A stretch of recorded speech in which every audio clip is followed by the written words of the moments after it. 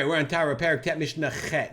8th Mishnah in the 9th chapter, Masechet Taharot. You're doing your olives, you're making your olives, and now they're Mukhshar the Kabel Tuma. But, so you put them in the olive press. It says in Mishnah, Sheretz Shenimtza B'Rechaim. You found a dead sheretz. Sheretz is Tameh. And you found it in the Rechaim. Rechaim is in the grinder. Okay, which grinder is this? Shenotnim Behem Zeitim Kodim Nitinatan the Beit Habad. Before you put them in the olive press, they put them in the grinder. And then you put them in the olive press, and then you weigh them down with the beam. So we've all seen these different kinds of olive presses. This is your olive press. We said they told us there are two kinds of olive presses, this kind and there's this kind. According to the Mishnah, well, I'm sure that they're correct, but according to the Mishnah, there's also this kind, the turning press one. But according to the Mishnah, what they would do is you had to make it, in order for the olives to really press properly, you wanted to make it into a paste.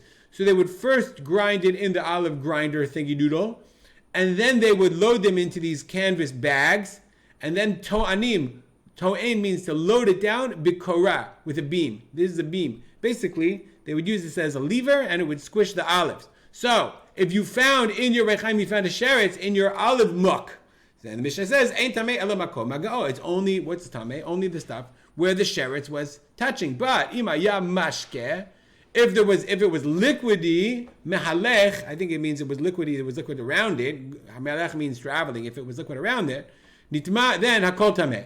The whole thing is tameh, that whole pile. Nitma mashke basheretz, the liquid became tameh.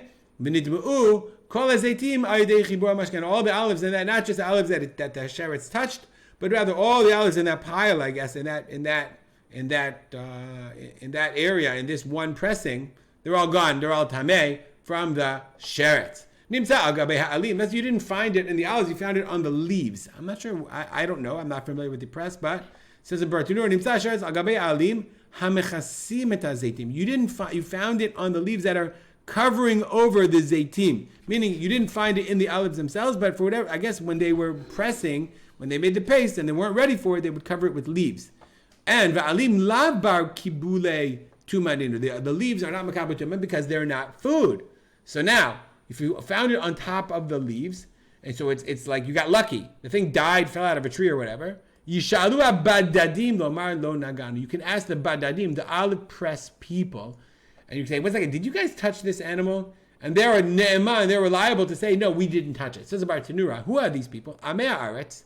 They're Amei haaretz. They're not usually meticulous, but Taharan Baal Hashemen, the factory owner, the oil guy, Taharan made them go to the mikvah and purified them. La'asot zeita b'tara. Right? He made them go to the mikvah before they go to the factory. Now he found a sheretz. What are you going to do? Maybe they touched it. They don't care. V'ne'emanim lomar, and they are reliable to say, they are considered reliable to say, lo naganu b'sheretz.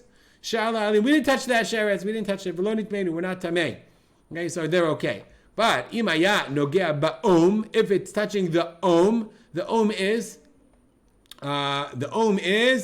hazeitim hamekubatzim yachad. The om is the pile of olives once they're one glob.